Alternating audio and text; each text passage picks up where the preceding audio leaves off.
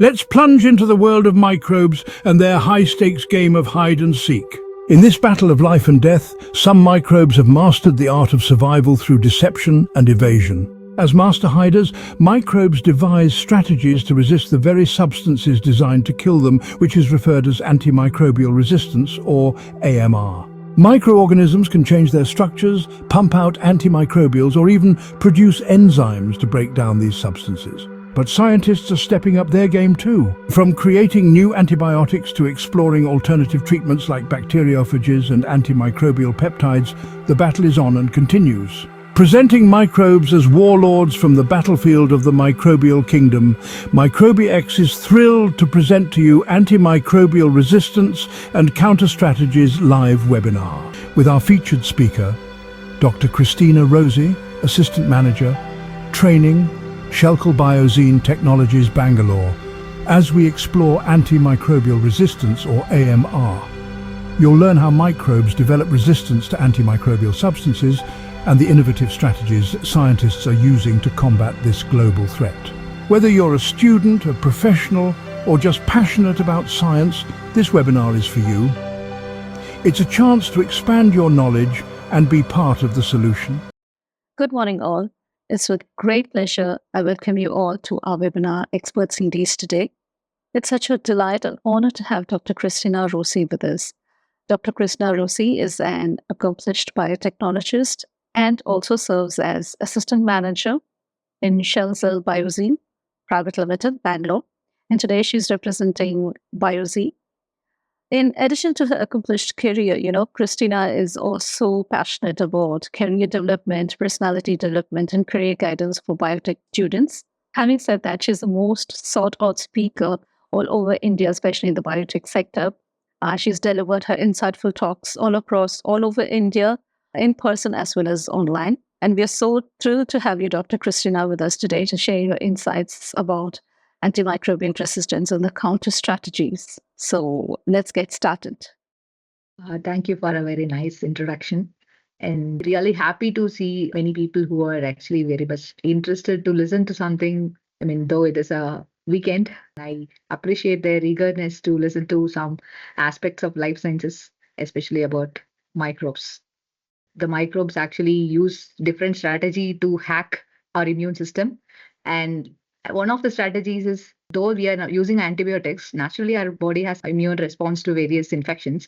And initially, microorganisms started invading those immune responses. Later on, when we started using antibiotics, they found mechanisms to overcome that antibiotics as well. So this talk would be a combination of both how microorganisms escape our immune system, meaning our natural defense, and also how they escape our antibiotics and medical interventions. So as I mentioned already, this discussion or talk is going to be related to how microbes actually are hacking our immune system and as well as hacking all the technologies that we use against them. So we are going to talk first about what are the good bacteria and what are the bad bacteria. We all know how actually we find out we can use the strategy that microorganisms use the same way how we can use it for various applications, right? So that's called biomimicry. Learning from good bacteria is important, and it's equally important to learn about the bad bacteria and able to control them, because if we do not kill the bad bugs, they will kill us. So we would have seen about the viruses and other examples for that. So if we cannot control them, they will definitely conquer the world. So there is no doubt in that. And past many years, researchers are finding out new technologies, and medical people are using various methodologies to kill as well as to control the bad bugs, not only bacteria, viruses, and other categories. Though all other microbes can also be considered under infectious agents, we are going to talk about bacteria, how actually they invade our immune system and how they actually hack our immune system. So we all know we have a very good immunity, right? Our body is designed in such a way that it has a natural soldiers in our body, like they have a natural defense against whoever is coming inside, being it a chemical agent or biological agent, like any viruses, bacteria, or even spores of bacteria, or any chemical agent. So you might be knowing about the innate immunity and adaptive immunity. So innate immunity is immediate response to the agents that you are getting inside the body.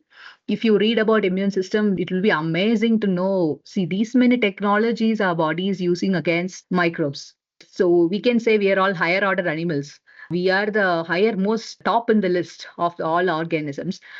So it's no doubt that we are having a very good defense strategy. But being a very small organism, being a prokaryote, having underdeveloped organelles inside its cell, it doesn't even have a body. It has only one cell. With that, it is hacking our immune system, which is very highly ordered, also evolving with various strategies, but still the organisms are hacking our immune system.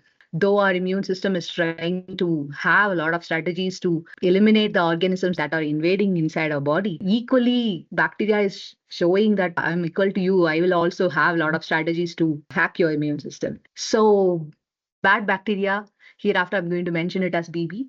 Bad bacteria knows our immune system, knows our secret, and they know how to escape your immune system, meaning how to hack your immune system. Now we are going to see some examples. There are a lot of strategies that bacteria use. There are a lot of strategies that our immune system use. So a lot of counter strategies that bacteria use. Few examples which are of interest of today's topic we will discuss. So the first thing is nutritional immunity of our immune system. I hope you would have heard about the nutritional immunity. Nutritional immunity is restricting some of the nutrition in our blood or in our body so that the microorganism which is invading our body will not get any nutrients. So it's like if you're making the bacteria to starve, automatically it will die. So our body has a mechanism that it will make the bacteria to starve without some nutrients. So what the body will do, like especially about the metal ions which are used for, or minerals which are used by the bacteria. So very good example is iron restriction. Iron, which all organisms require for all functions, including cellular respiration, various synthesis of components, various metabolic pathways require iron. Some enzymes have iron, you might be knowing, Fe3 plus and Fe2 plus. They are all cofactors for many enzymes. Many of the pathways use enzymes which require Fe2 plus and Fe3 plus as cofactor. So iron ions are very much important. Ferrous ions are very much important for any organism to live.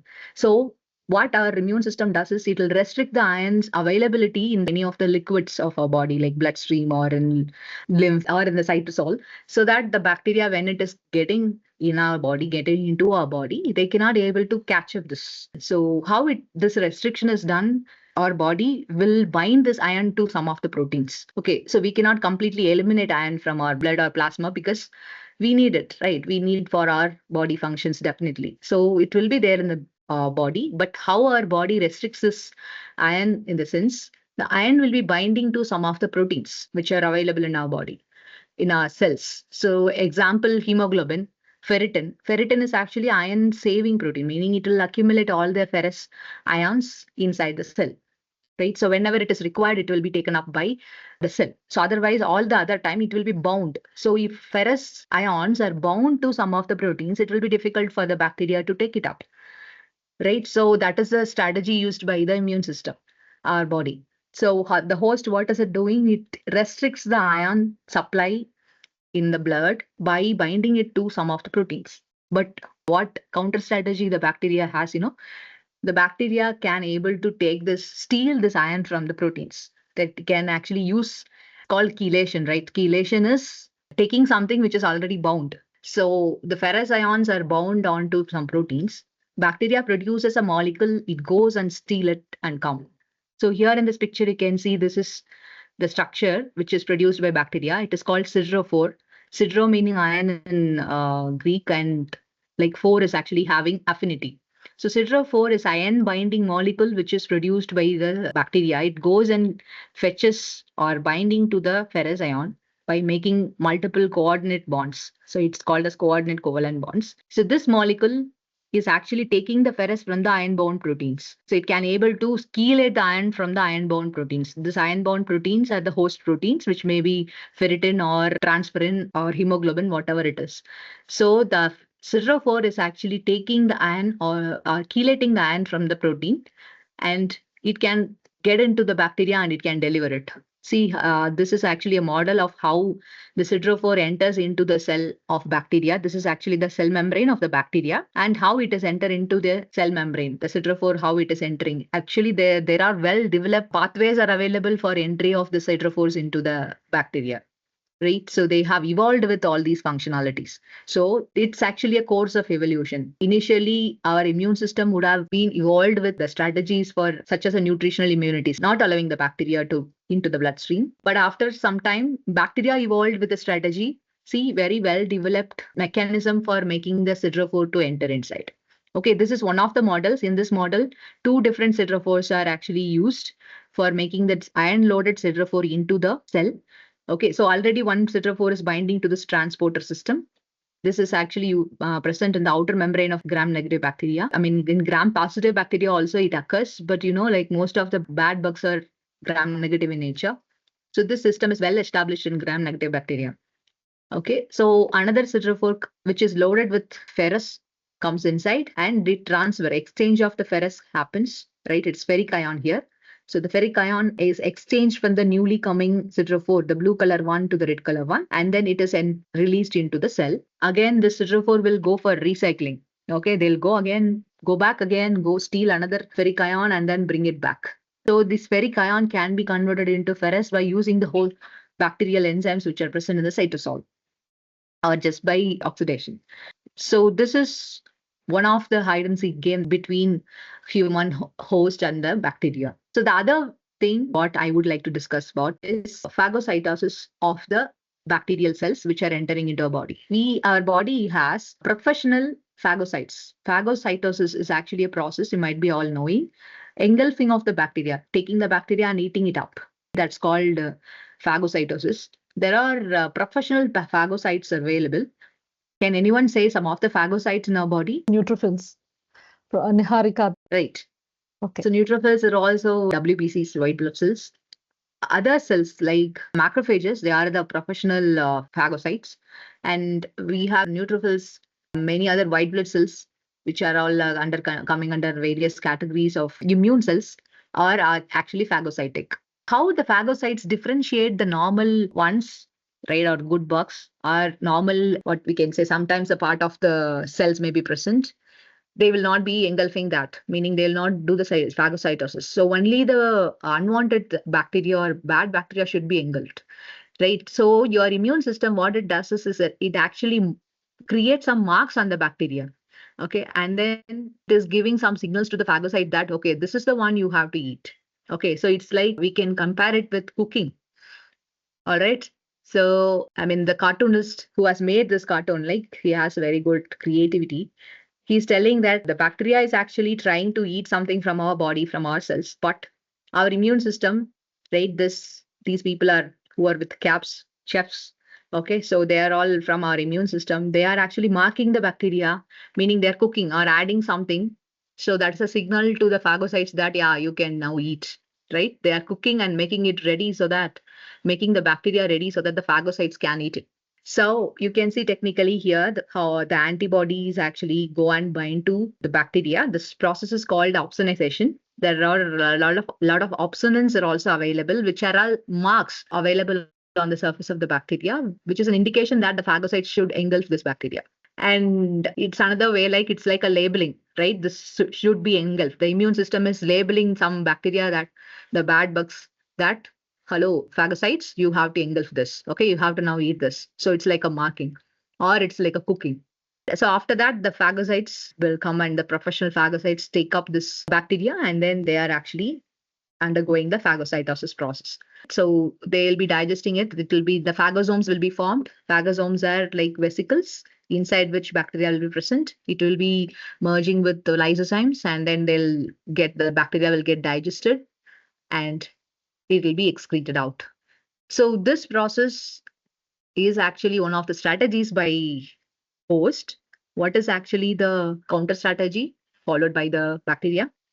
It can escape opsonization procedure, meaning binding of the antibodies or complement factors by the immune system can be escaped, can be avoided by the bacteria by various methodologies. One of the known methodology or very common methodology is producing capsules. Many of the bacteria, they have an outer coating surrounding the bacteria. It's called capsule. Capsules are nothing but polysaccharide material which are actually covering up the bacteria. So waxy substances they are, and they will be covering up the outer layer of the bacteria. So once they are actually covered up by capsules, the opsonins will not bind, the antibodies will not bind. They escape from the complement factors and opsonins, so that cooking cannot be done by the immune system. So they escape from phagocytosis. So the blue color ones are capsuled bacteria. They are all having capsules. When the phagocyte sees them, they are invisible to the eyes of the phagocytes because they are not cooked. They are not labeled by the immune system that it should be engulfed. So this is one of the escaping strategy by bacteria from opsonization as well as phagocytosis. So other mechanisms are also there for used by bacteria to escape from phagocytosis. This is one of the mechanisms. So more than that, some bacteria hack our immune system too much. Okay, so actually the mesenchymal stem cells, which are intended or meant for protecting our body, there is a recent research reporting that these mesenchymal cells are like becoming like a heaven for the bacteria which are invading, right? Especially to Mycobacterium tuberculosis. This was shocking for the research community that mesenchymal stem cells till now they are using it for therapy. Mesenchymal stem cells produce antimicrobial peptides, and these mesenchymal stem cells are passively transferred into our body for various treatments. In such condition, if you are getting an article like, yeah, mesenchymal stem cells are the heaven for Mycobacterium tuberculosis, it is shocking. So it is providing all the conditions and it's nurturing the Mycobacterium tuberculosis to grow it very well. So later on, what was actually found out is they are actually hacking the mesenchymal stem cells. So they are doing hypnotism to the mesenchymal stem cells and making them to produce whichever is required for the bacteria. So actually speaking, they can escape the phagocytosis process of macrophages as well. Mycobacterium tuberculosis, they can escape phagocytosis after it is getting engulfed. It is not escaping the opsonization, but you know what? Yeah, what is happening after getting engulfed by the macrophages? They live in the macrophages, they multiply in the macrophages and use macrophages as their habitat. Okay, and when they use it as a latent period, after some time they can spread into other cells, and whenever they want, they can actually establish the infection. That's why you would have noticed patients with tuberculosis, they will be like complete, though they are completely treated and their symptoms are reduced, they cannot be completely said that they are cured. We cannot say that they are cured, meaning they may get the infection again one more time. They'll be still a carrier because we cannot completely eradicate the Mycobacterium tuberculosis once it enters into our body, because it will be hiding inside our own cells, okay, macrophages. And it uses mesenchymal stem cells also. That is actually the other type of cells, and the research came out recently. The same what it is doing with macrophages, the same it is doing with mesenchymal stem cells, and it is using the resources present in the mesenchymal stem cells for its use. And like they actually escape from other immune responses, because inside mesenchymal cells, if they are present, the immune system cannot recognize them that they are there inside. And the next strategy used by the host is producing antimicrobial peptides. Antimicrobial peptides are also known as AMPs. So these AMPs are produced by different kind of cells in our body, which will actually enter into the bacterial cells, and they use different strategies to kill the bacteria. It's one of the treatment strategies now also people will follow. So we produce the stem cells, mesenchymal stem cells, which produce antimicrobial peptides, and other cells that can be passively transferred into the patients, and they can get the AMPs, antimicrobial peptides, and they can get cured of the diseases, infections. That is one of the strategies. So normally cells in the immune system can able to produce this AMPs, antimicrobial peptides, but they have a lot of strategies to escape from this antimicrobial peptides. So these are the two modes of action of antimicrobial peptides in the host. The first one, like see this helical structure is actually the antimicrobial peptide. You know what is a peptide? It's a short segment of protein. So it's not a protein. It's made up of amino acids, 2-3 amino acids together, or up to 10-15 amino acids. So it can be called as a short polypeptide chain, and it has antimicrobial properties. How it establishes its antimicrobial property is by entering into the cell membrane by either pore formation, the arrangement of this antimicrobial peptides in such a way that it will create a pore on the membrane, so that they can the other antimicrobial peptides can enter inside, or direct diffusion of this antimicrobial peptide into the penetration of this antimicrobial peptide into the cell. In both ways, they can actually go and do their action inside the bacterial cells. So here you can see what are the strategies used for killing the cells. The antimicrobial peptide can inhibit the cell wall synthesis. It can inhibit the nucleic acid and protein synthesis. It induces protein misfolding in the bacteria. It can induce the cell death. So by all these mechanisms, antimicrobial peptides can prevent the multiplication of bacteria inside the body. Once the antimicrobial peptide produced by any of our immune cells enter into the bacterial cell, it can actually select any of these strategies, and it can actually prevent the bacterial cell to multiply in number and cause the established infection. But what are the strategies that are used by the bacteria to escape this antimicrobial peptides? Are surface remodeling. The bacterial surface is remodeled in such a way that the antimicrobial peptide cannot bind and create a pore on that, or it cannot just penetrate. Okay, that's called surface remodeling. And modulation of AMP, antimicrobial peptide gene expression. You can actually insert some part of the genes into the antimicrobial peptide genes of the host, and it can modify it. See how it is hacking the host system. Proteolytic degradation. So it's telling us, yeah, you are producing a peptide. I will produce a peptidase enzyme or protease enzyme. I will cleave the amino acid peptide bonds. So when your AMP is available as a peptide, only then it can exert its function. But what bacteria does is it is chopping into pieces. When the AMP is chopped into pieces, it can't do its function anymore.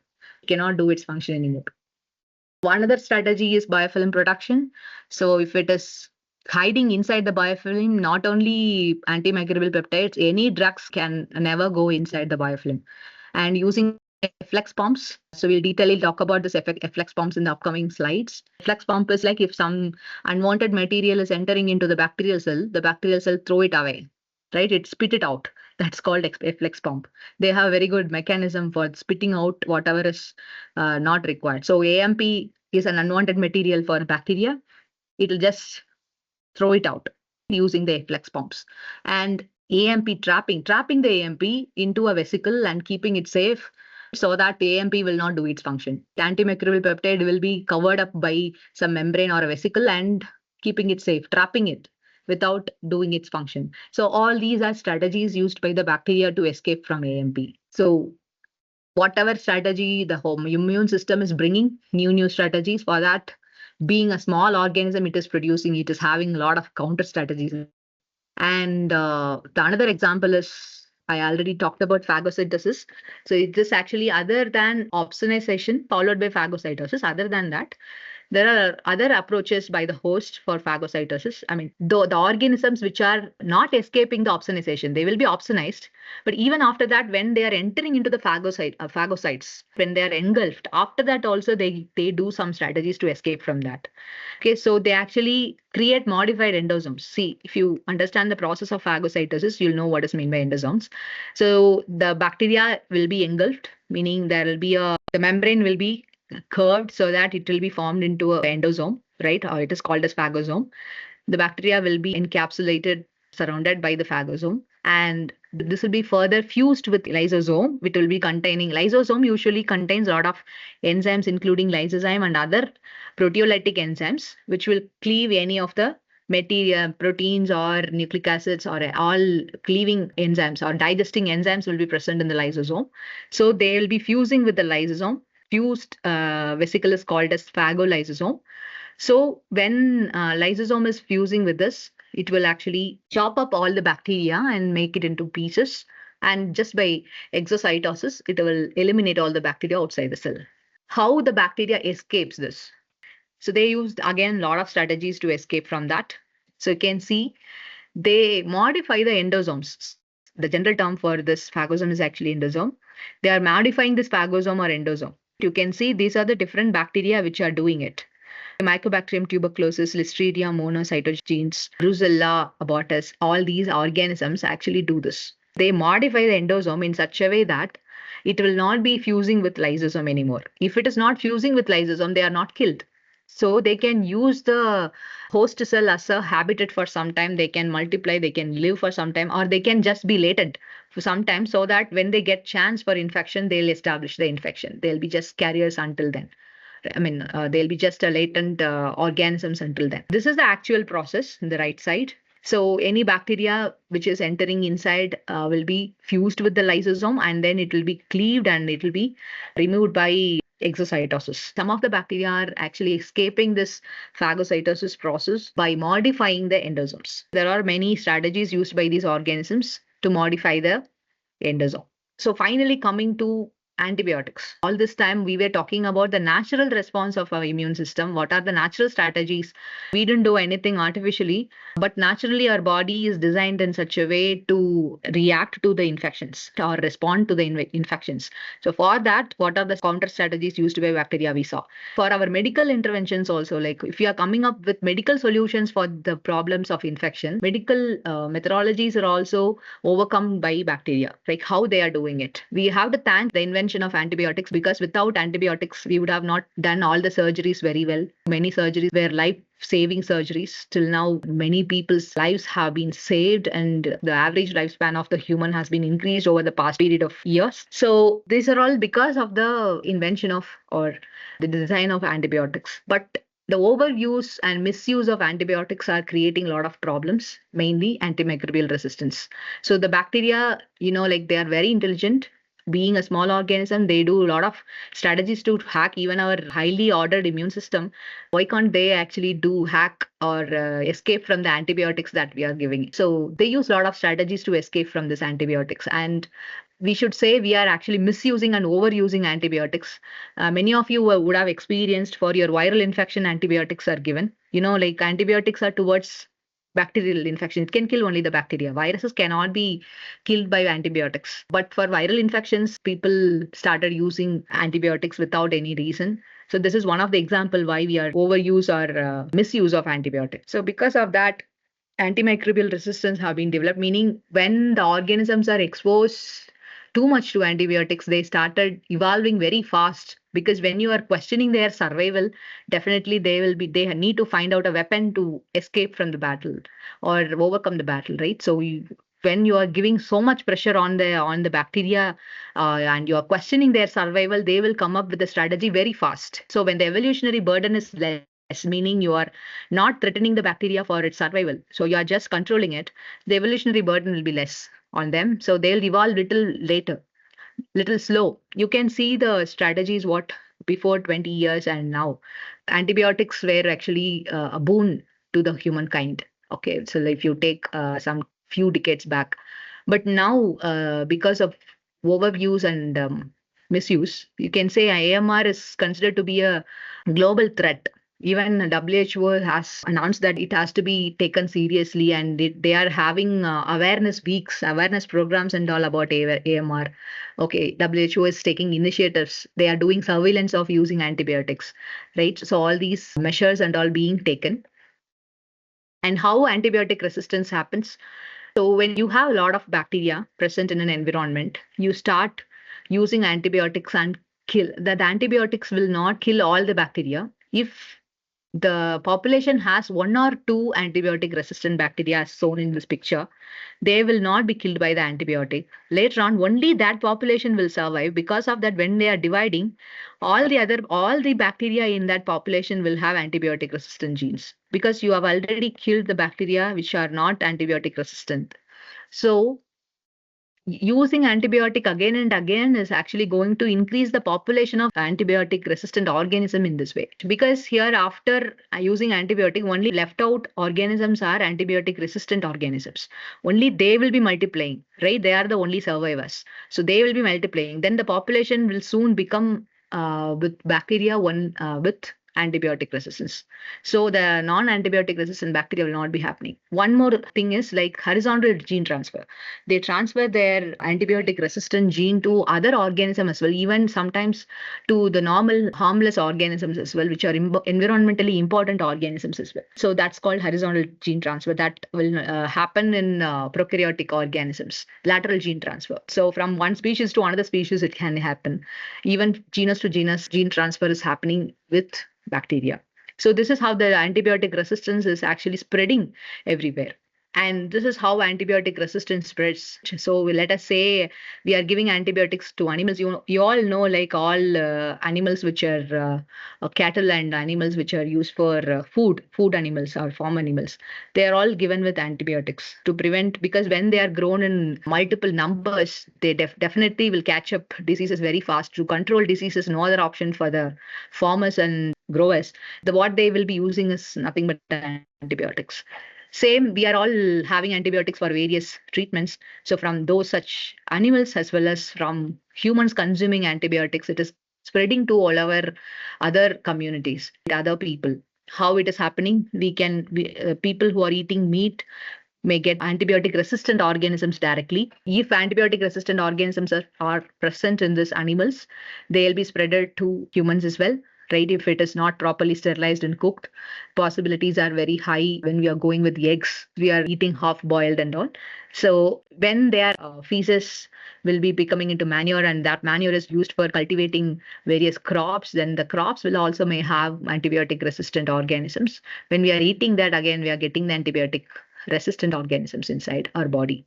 Okay, so same thing happens like with humans eating antibiotics. Here, George gets antibiotic and develops resistant bacteria in his gut. Later on, when he's going home and being in the community, he spreads that, right, through various fecal mediated transfer methodologies to various other people, either in his home or in his community.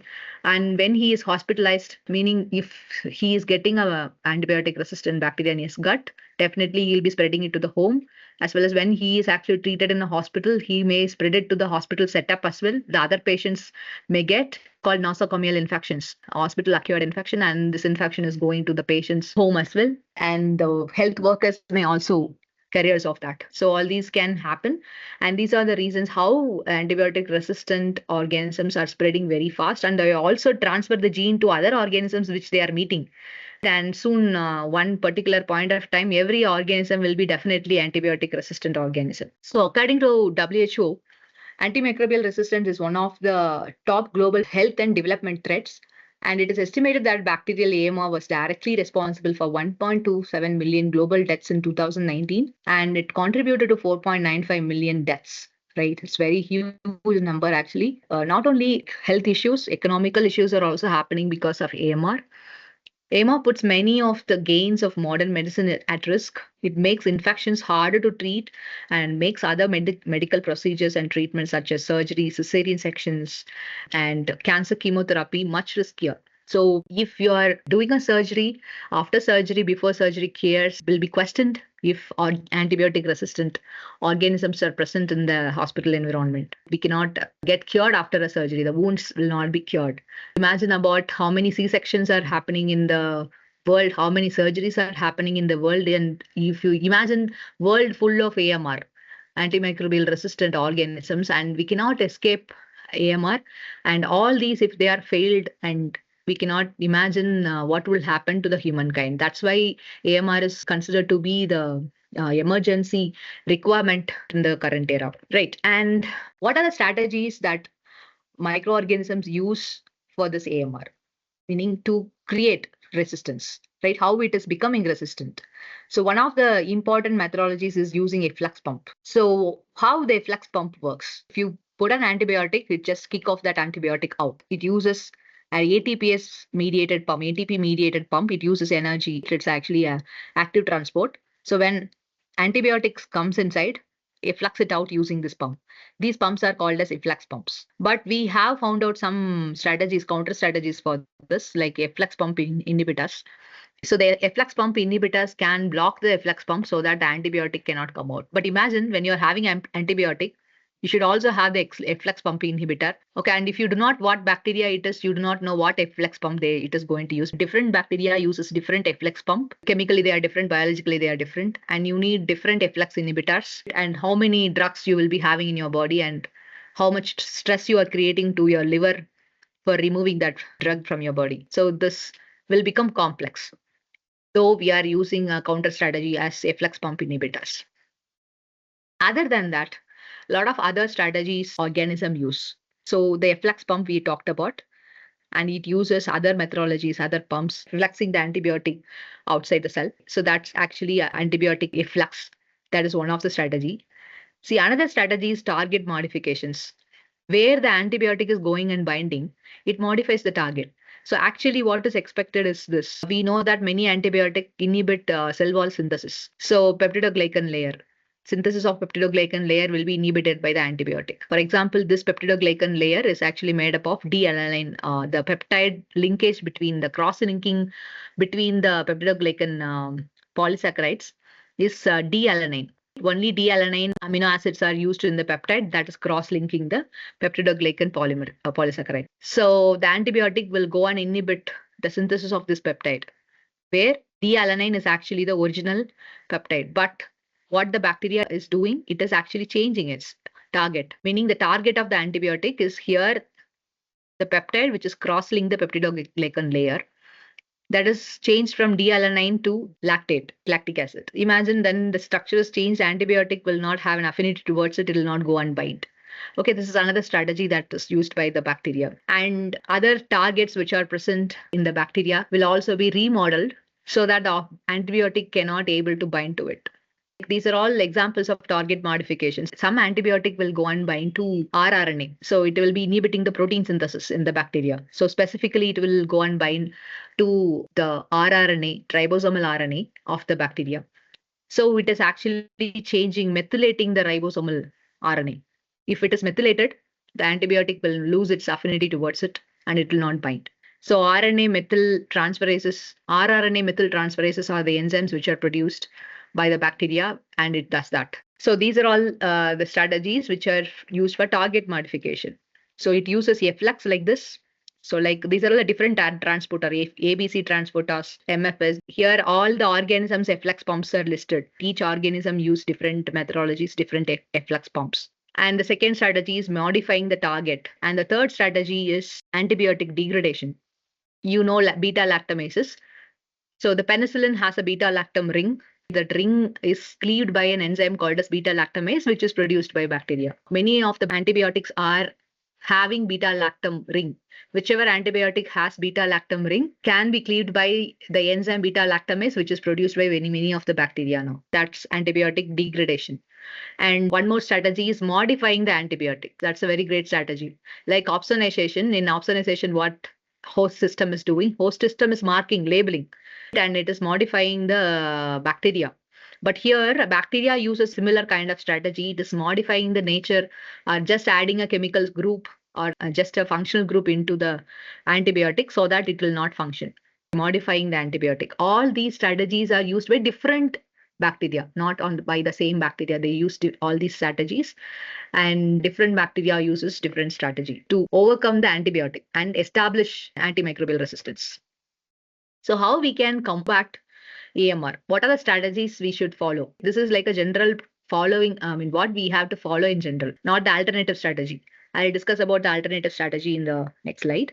So how we can actually fight this, what and all we can do, what initiatives we should take in order to reduce this AMR. As I mentioned, if you cannot imagine a world filled with antimicrobial resistant bacteria. Now we talk about multi-drug resistant bacteria, and they are all called as superbugs. Superbug meaning you cannot kill the superbug with any other methodology, meaning it is resistant not only to a single antibiotic, it is resistant to multiple antibiotics. Only then it can be called as superbugs. So in order to avoid creating a condition like where the full organisms in the world are becoming into antibiotic resistant, we can follow these strategies. So we have to use the drugs or antibiotics rationally, meaning we have to avoid overuse and misuse. And we have to have infection control and prevention rather than treatment of the infection, meaning instead of going for medication, we can go for first vaccination for most of the common diseases, so that occurrence of the disease will be less and the treatment may also be less. Then the usage of antibiotics will be very much reduced. That is another strategy. And antimicrobial surveillance. It is now taken by WHO as an initiative to many countries that they are monitoring how antibiotics are used in the hospitals and everywhere, and they are actually regulating it. meaning we have to report how much antibiotics is actually obtained from the market, how much it is utilized, for what purpose it is utilized, so that it will come under control. Overuse and misuse will be reduced. Over the counter antibiotics should be reduced or banned. Over the counter in the sense, like, whoever can buy the antibiotics, we can go and buy in the medical shop. So that should be avoided. Only with prescription and only with proper prescription from the doctor, you can get the antibiotics. Then the overuse can be reduced. So educating the people about the antimicrobial resistance, going for other strategies, alternative strategies to instead of using antibiotics as a treatment strategy, we can go for other strategy about which we will talk in the next slide. And proper treatment guidelines to the doctors and medical professionals so that they'll be using the antibiotics in the right way, right amount. And increasing the hygienic practices rather than treatment. Before infection itself, I already told you about vaccines. So it is one of the prevention methodologies. So if you are actually increasing your hygienic practices, automatically probability of infection will be less. And the number of infectious diseases reported will also be less.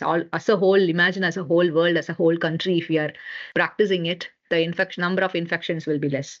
So not only self-hygienic practice, but hygiene in the environment, hygiene in everywhere will help for it. So these are all the strategies that we can use. So there are national policies which are established under the regulation of WHO. Committees are available from WHO. They are monitoring and surveillancing the antibiotic usage. Awareness programs are conducted by WHO. These are the strategies which are used to prevent AMR's increase. Now, what are the strategies or treatment strategies other than antibiotics are available till now? What are all developed? These are all the alternative therapies. So first, I would like to talk about the stem cell AMPs, antimicrobial peptides. I already talked to you, so you can easily understand. So the passive entry of these stem cells into the patients who are having antimicrobial resistant organisms or any infection. The antimicrobial peptides which are produced by these stem cells can be used as a treatment strategy, which will not be bringing antimicrobial resistance in the bacteria. Okay, that is one of the strategies. And again, these antimicrobial peptides are actually being escaped by the bacteria, but still they are finding out new stem cells which are actually producing antimicrobial peptides, which is posing less evolutionary burden on the bacteria. So instead of killing the bacteria, just halt its growth or it halts its virulence. Such antimicrobial peptides people are looking at. Okay, so that it will pose a less evolutionary burden on the bacteria, so that it will not evolve very fast with antimicrobial resistance. And we all know about vaccines. So prevention is better than cure. If you are reducing the occurrence of infection, so that will actually create a huge change in the occurrence of AMR. In that strategy, like the vaccines are produced for various common diseases. Now vaccines are even produced for dengue and other, so that's viral infection anyway. I'm telling, like, other common infections are also, for that also we can actually take up vaccines. You know, like in US, they're taking flu vaccines. For us, flu is actually a very common one. We don't take vaccines and all for that. But if you are taking I mean, we know that seasonal diseases in this season, this is the disease that is going to come. So instead of going for treatment, taking vaccines it is suggested by various researchers in order to prevent AMR. And immunotherapeutics, antibody-mediated passive immunization, can be used as a very good treatment strategy, because antibody-mediated therapy organisms are actually less questioned on their survival. Because of that, organisms will not develop antimicrobial resistance against it. Then CRISPR-Cas9 technology. CRISPR-Cas9 is actually a technology used by the bacteria for escaping from or editing the phage genome. It is actually editing the phage genome so that the bacteriophages will not be killing the bacteria. So now researchers who is using the machinery of the bacteria itself for this CRISPR-Cas9 genes and the whole system of CRISPR-Cas9, the enzyme as well as mechanism, the whole thing is used for various gene editing purposes. You can cut and remove the unwanted region from any of the genes, right? Any of the DNA segments. So if you want to remove a particular gene which is responsible for the antimicrobial resistance, we can just cut and remove it using the CRISPR-Cas9 technology. CRISPR-Cas9 is not only having application here, many other applications are there. One of them, like how we can utilize it for our purposes, we can remove the AMR gene from bacteria by using CRISPR-Cas9. So you can just remove the AMR gene, which is giving the resistance to the bacteria. And we can increase the consumption of probiotics, microbial therapies, you know about gut microbiota. The gut microbiota is actually very important for maintaining very healthy environment. See, now people are talking about gut brain axis. If I say your stomach controls your brain, will you accept? But actually, there are proofs in the research that the gut microbiota even has influence to how your brain works. So it's actually called as gut brain axis. So microbes present in your stomach can have a control even to your brain and many other organs, and they are telling like it's with proper gut microbiota you can even treat Parkinson's disease. Is it like amazing to know, right? If I tell you that with a very good bacteria present in the gut, you can even treat Parkinson's or you can treat Alzheimer's. So that's the thing now researchers are into creating a very good gut microbiome. So for that you have to have very good food habits. You have to have probiotics, right? How probiotic prevent infection, like when you are actually overwhelming your intestine with good bacteria, the entry of bad bacteria will be minimized. And it's like whoever is more in number will win. Imagine you have two parties fighting, and one group is having more number of people, let us say 1,000. The other group is having only 20. Who will win? Automatically 1,000, right? So if you are filling your intestine with good bacteria, automatically the bad bacteria will be eliminated, though they are less in number. When they are in entering into that time itself, they'll be eliminated. And not only intestinal, so it's only intestinal way of entry, right? I'm talking about. But the molecules which are produced by probiotics are having therapeutic applications, meaning they have antimicrobial properties which can prevent the entry of bacteria from other ways of our body, right? Through bloodstream or through wounds or anything. Now, a lot of researchers are going towards use of probiotics, and a lot of new strains of probiotics are being introduced in food products, which are all giving us a very good gut health and which prevents a lot of infections. So if you prevent infection, that itself will reduce the antimicrobial resistance. Like this FMT is somewhat related to this. FMT is, if I say, you will be surprised to know if you have not heard about it before. It is fecal microbiota transfer. So it's like taking the fecal portion of a healthy volunteer, meaning a healthy person who's a very healthy microbiota. We take his fecal matter, convert it into a tablet or something or other ways of administration. We are administering it to another person, a recipient, so that he will also have a very good gut health. But it is still has not come to application, but still in clinical trials, because it is associated with a lot of other questions related to safety and efficacy. So still in clinical trials. But in cattle, it is being performed and accepted in the treatment of cattle. It's called fecal transplant or fecal microbiota transfer. From this, you can understand having a very good population of bacteria inside your gut is very, very important. For that, we have to have a very good food habits, and we should not spoil our stomach just because of we need tasty food. Regular use of antibiotics will kill the gut microbiota also. If you are taking antibiotics for other diseases, what will happen, that good bacteria will also be killed. So getting that microbiota again in your stomach or in your intestine will be difficult. So usage of antibiotics should be restricted or minimized in our own body. Okay, so there are strategies, very important and a very good strategy is phage therapy. It's a age-old therapy. You know how phage therapy works? Who is the enemy of bacteria? Who kills the bacteria? Like which organism, which microorganism kills the bacteria? It is bacteriophage. So bacteriophages are viruses that kill the bacteria. So now, enemy to enemy are friends. Our enemy is bacteria, and phages are actually killing the bacteria, so we can become friends with phages. So we can use phages as weapons to kill bacteria. That's an idea of phage therapy. So we can actually utilize phages as medications for killing the bacteria. Many countries started implementing it. It's actually a very age-old methodology, but it was not approved for the use in the human. But now it has been approved after clinical trials in some of the countries already, though it has not come to India yet. But phage therapy for animals, poultry, and fishes and all, it has been approved. Okay, fish infections, the main causative agent of fish infection is actually Aeromonas. Aeromonas phages are being produced by some company, and they are actually used in the fish farming and fish growing industries.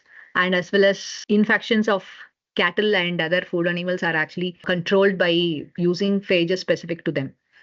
Now you can ask me a question whether the bacteria will become phage resistant.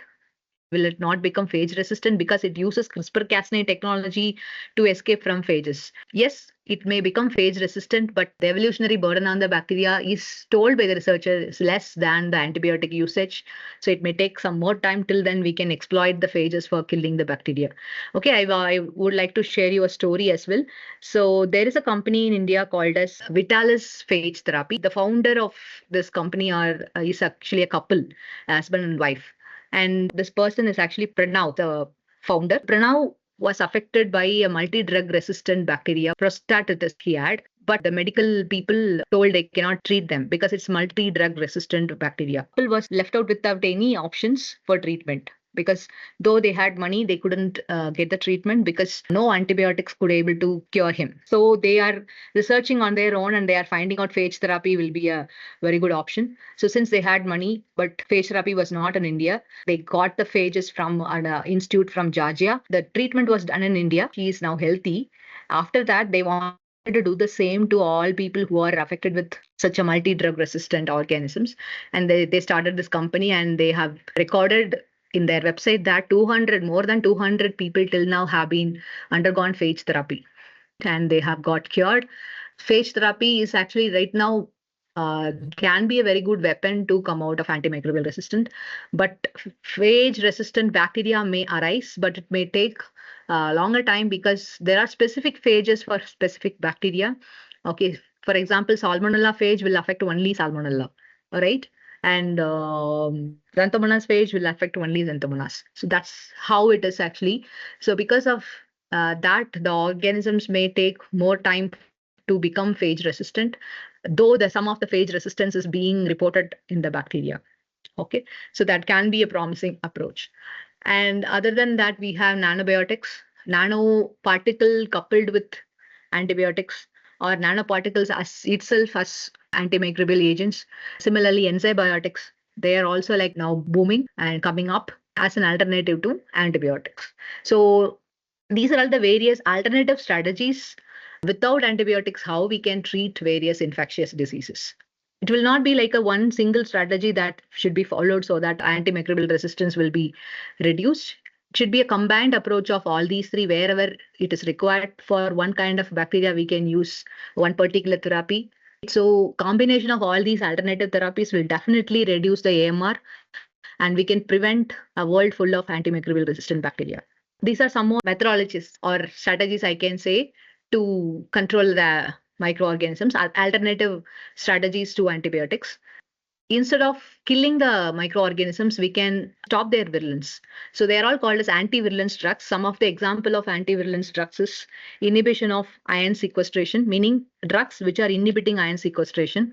As I already mentioned, siderophores are produced by bacteria to fetch ion, ferrous, from the host.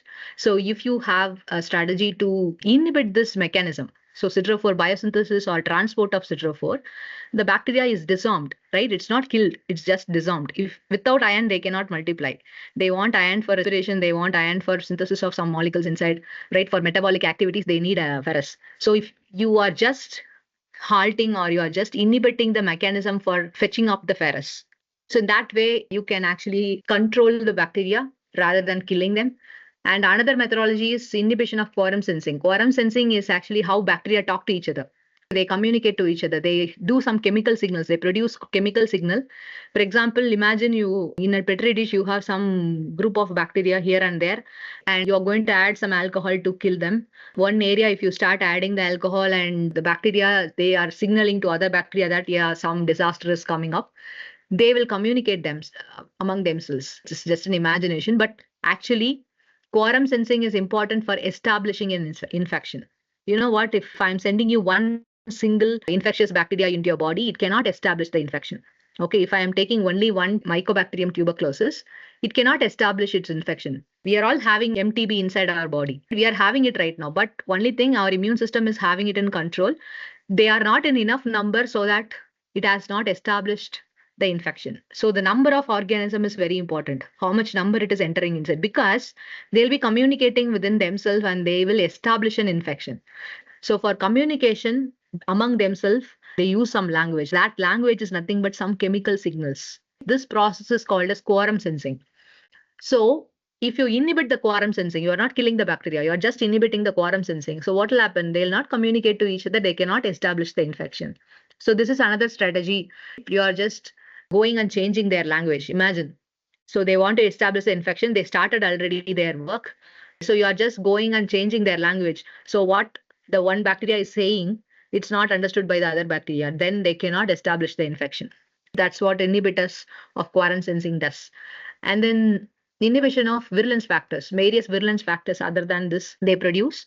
Like some organism produce protease as the virulence factor, hyaluronidase, right, to reduce the digest the mucosal surface so that they can enter into mucus layer of our intestinal tracts or in the respiratory tracts. There are a lot of virulent factors in different bacteria. See, these virulence factors can be inhibited. The production of or synthesis of these virulence factors in the bacteria can be inhibited. So these are all called as anti-virulence drugs. So instead of antibiotics, we can use anti-virulence drugs. The anti-virulence drugs are not actually killing the bacteria. Instead, they are just controlling the bacteria. You are not questioning their survival. You are just confusing the bacteria. So its virulence is stopped, meaning it's like thinking why. It may become resistant to the anti-virulence drug as well. But the evolutionary burden on them is reduced, meaning it will take more time to evolve rather than killing them. If you are questioning its survival, immediately reaction will be there and immediately it will evolve with some result. Instead of that, we are now trying to postpone its evolution, right, or increase the time utilized for the evolution. For that, we can actually use the other strategies, which is disarming the bacteria instead of killing them. That's what I wanted to conclude. So don't kill, control instead. Okay. If you want to reduce the AMR, the good strategy, the alternative strategy should control the bacteria rather than questioning their survival and killing. Is there a question answer session, Sajita? Yeah, Christina, before that, I would just like to thank you. Just Yeah. a minute. Yeah, thank you very much for you've taken a very complex topic that is antimicrobial resistance and made it so simple for us to understand. Is there anybody who would like to ask any questions? Yeah, there is a question in the chat box. How to Yeah. ensure the long-term effectiveness of CRISPR-Cas9 in combating AMR, considering the potential for bacteria to develop resistance to CRISPR-based therapies?